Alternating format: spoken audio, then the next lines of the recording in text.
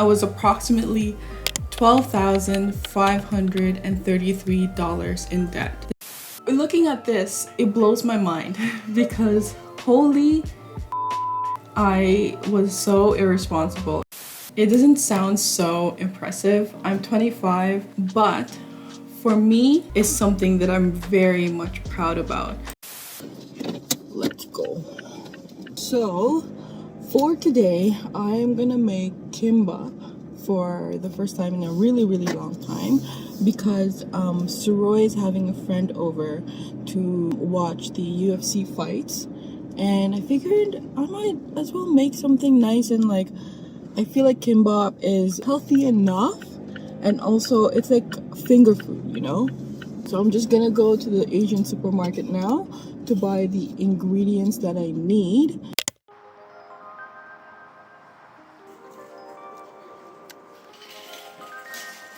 So for this video today, I wanted to talk about money. I've always said that I'm very much comfortable with talking about money or my financial status, but in the back of my mind, I feel like I'm very aware of how uncomfortable it might be for you. So let's talk about money. To give you a little bit of a history, so I'm 25 and I started working at around 17 years old, which makes it around 7 to 8 years that I've been working or earning some kind of wage. I was terrible at managing money. For the longest time, I was maxing out my credit cards, only paying the minimum and going into overdraft. And obviously, I had zero savings. These bad money habits took a lot of work to unlearn.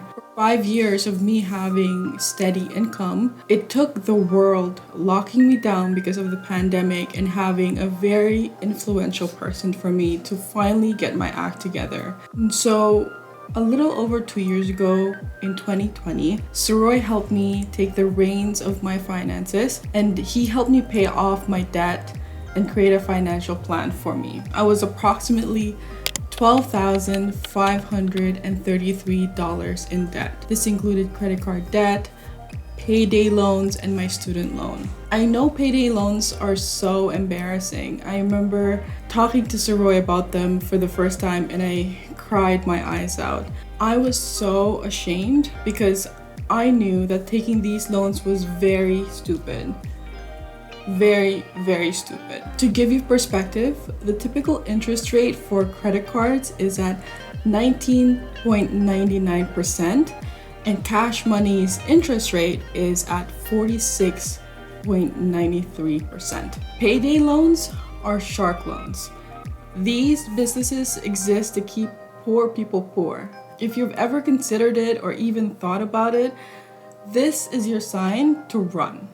Run as far away as possible. It's not worth it. It's a never-ending cycle. Build a budget and stick to it rather than taking the seemingly easy way out. How did I get here? Before, I would blame it wholly on my past extremely toxic relationships. But to be honest, I've come to accept that I'm responsible. I was very immature and uneducated about money. I knew that spending more than I made felt wrong, but I kept doing it. I've never even considered my future. My mindset was very much whatever feels good to me now is what I'm choosing.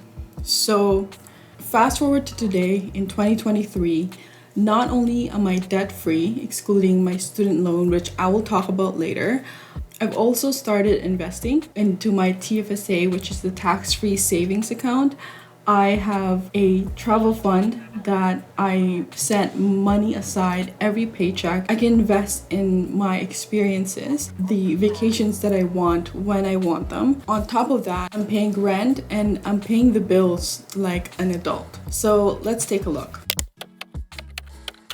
So if you see here, I've broken my budget down to 3 different categories. One category is for my bill, and then another category is for also bills, but a little bit more optional. And the third category that I have is my investments. Let's start here, which is my take-home amount from my work. So every month I take home $3,656, and that is after taxes. And with that, these are my expenses. So for accommodation right now, it's $500.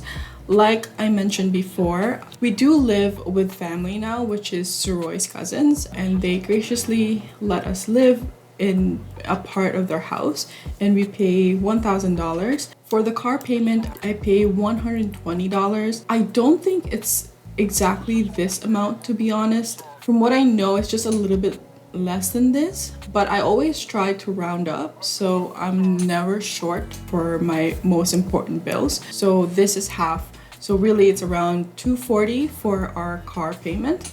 For gas, I have budgeted $70 per month. Suroy and I are very lucky to work from home, so we don't have to drive to the office, or at least if we do drive to the office, it's only sometimes. So I think I even spend less than $70 a month, but I do leave that in my budget, so I'm never short, like I said. For internet, we don't pay anything because that is included in the accommodation price that we pay. For my phone bill, I pay around $47 per month. I am with Freedom Mobile. Now, don't judge. I know it's not the best plan. I've kind of grandfathered my way into this kind of price. From what I know, it's around 15 gigabytes of data. And then down here is CERB repayment. So CERB is the Canada Emergency Response Benefit. Now this is the benefit for people who were laid off or who didn't have a job back in 2020 and 2021, because I think there was a little bit of overpayment to me. I had to repay it, so I have to pay that $200 per month. And then on to the second part, which are others or miscellaneous or optional bills. The first bill that I have is Sick Kids donation. If you don't know, or if you're not from Canada, Sick Kids is a hospital in Toronto, and they rely on donations like a lot of other hospitals to keep their facilities running. I just kept it going. If it's increased from $10 to $15 to $20 per month. Netflix account is $21.46 or around that price. Audible is the audiobook subscription. Next is Spotify. You know, Spotify Premium, so you don't have to get those ads. Next is Epidemic. This is where I get all of the music that I use on my videos on this channel.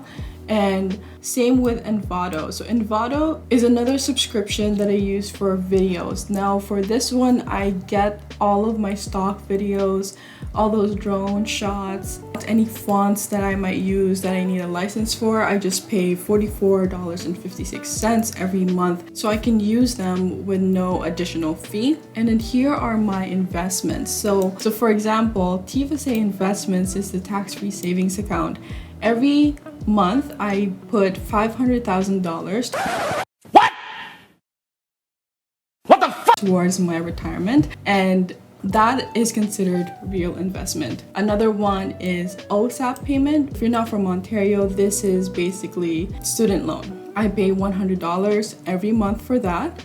Next is the cruise. I didn't have the summer clothes that I wanted to wear for the cruise, and now I do because I went shopping, and that also goes towards the ticket for the cruise, the flight, the Airbnbs that we're gonna use, any food that I want to try there, and also I want to get the new GoPro. I really wanted something that I can take underwater, get those shots, so that's the cruise. Good Life is our gym. I put that under investments as well, but as you can see here, it's not really real investments. It's more like an investment in my health and in my fitness. Roy doesn't count it as investment, so it goes under feel good savings rather than real investment. And then the last item on here is the new phone.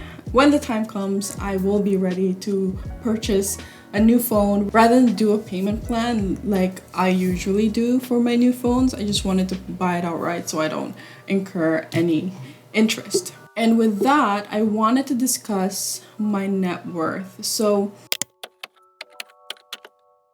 maybe it's too much information, but like I said, everything is out here. I feel like I want to be as transparent as possible, mostly because I know that especially if you're Filipino. I mean, really, no offense to all my Filipinos out there, but in the culture, there's not much financial education going around. So when you're given very little tools to work with, there's not much you can do unless you go out there and learn it for yourself. And in my case, I was very fortunate because I had Suroy and my current friends right now who are really the best influence to me, because they taught me things that I had never even considered before, like investing or credit card churning, or in general being responsible with your money.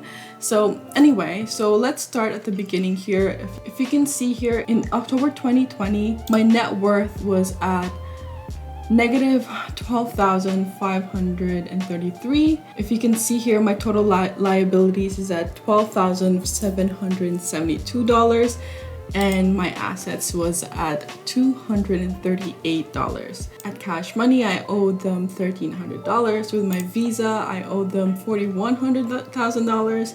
Amex $1,400. Looking at this, it blows my mind because holy, I was so irresponsible and had zero savings. If you see here, nothing.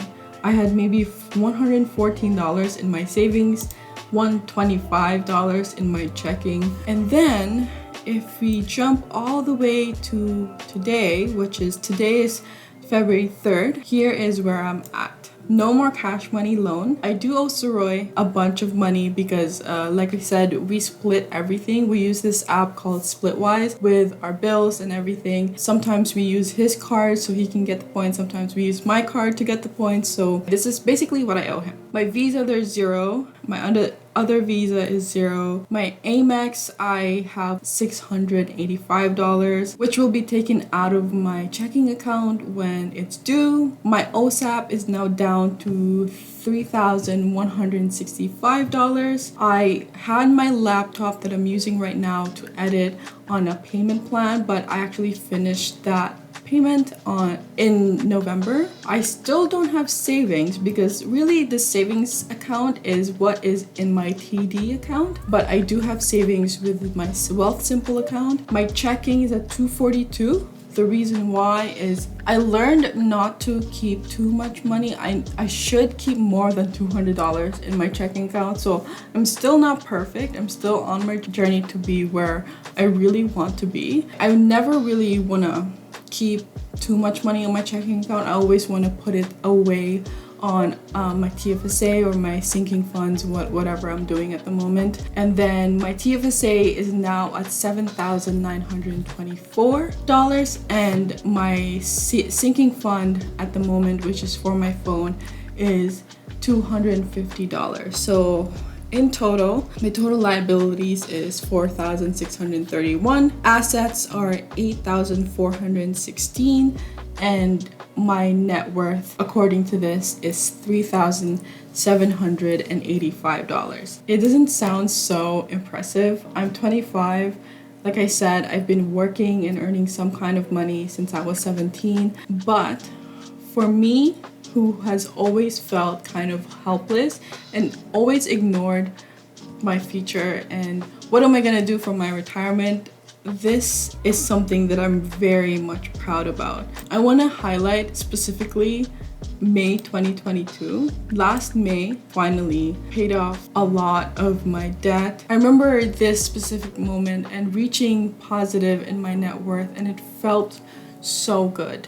So that's where we're at with my finances. I know it's a lot of information, a lot of numbers, but I wanted to be as transparent as I can. Part of it is because I want to look back maybe 5 years or 10 years from now and compare and just to see how much progress I have had since then. But yeah, so if you like this video, please give it a thumbs up. Let me know if there are any milestones that you reach with your life that you're especially proud of in the comments down below. And if you like videos like this, please subscribe.